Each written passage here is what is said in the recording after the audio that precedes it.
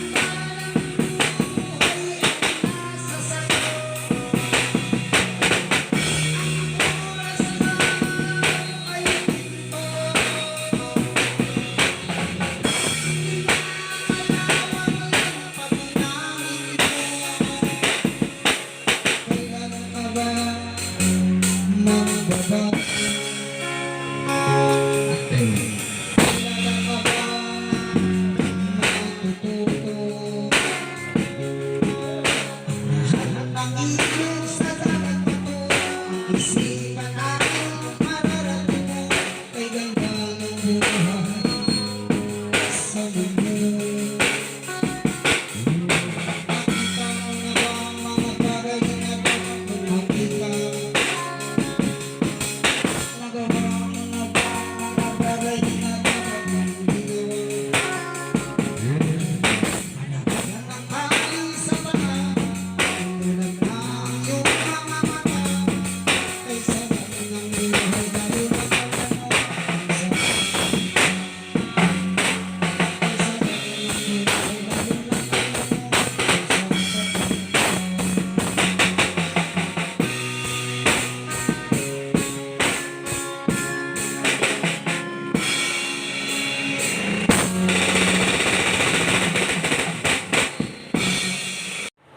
Hello mga ka-express, kumusta po kayong lahat? Magandang araw po sa inyong lahat. Matagal-tagal tayong hindi ako nakapag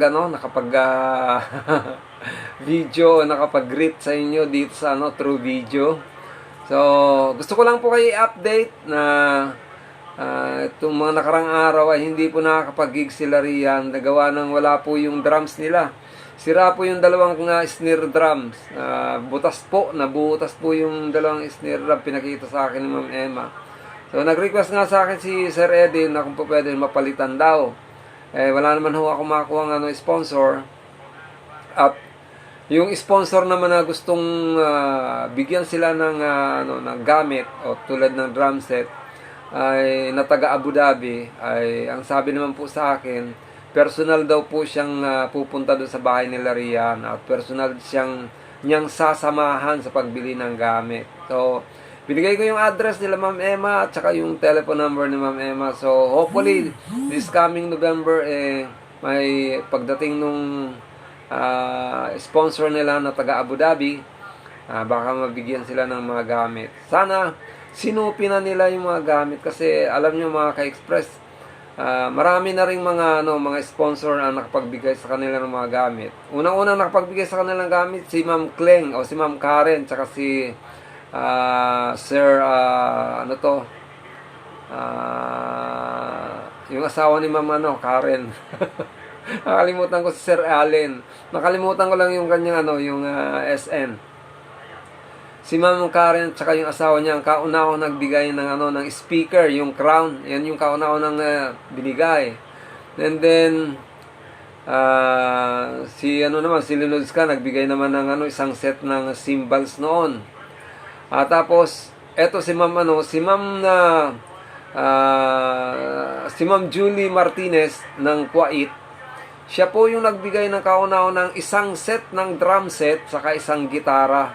Yung kulay red na gitara na Davis. Ang tatak na Davis. Ako pa naghatid sa kanila doon Natid ko pa yan. So maraming naibigay sa kanilang mga gamit kaya lang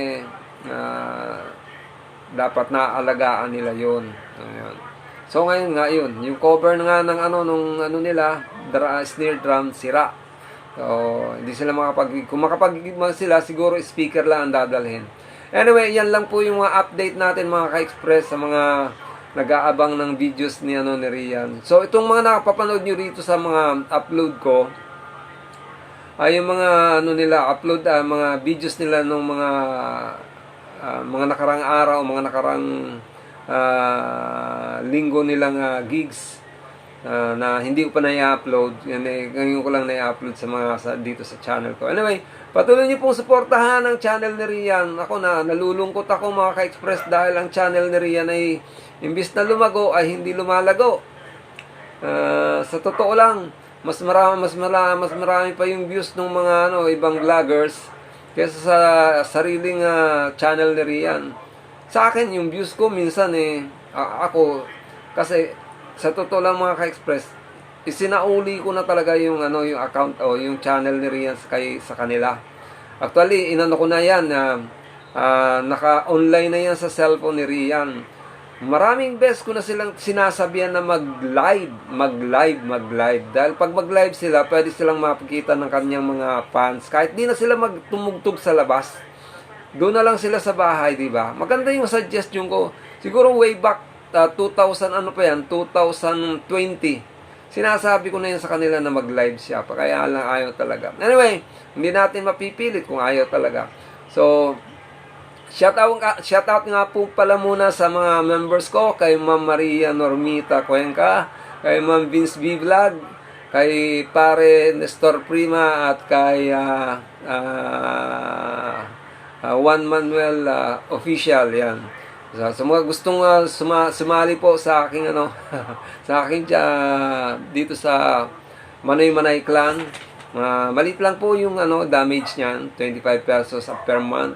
At meron naman po kayong perks na matatanggap. Kayo po ang kauna-una makakapanood ng mga videos na i-upload ko pag ko po sa 4 members only. Anyway, maraming salamat po at naway lagi po tayong patnubayan ng ating pong may kapal.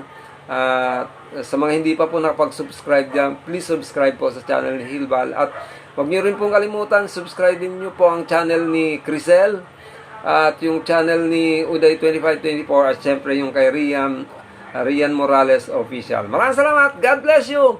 And Diyos mawalos. Maraming salamat. Thank you.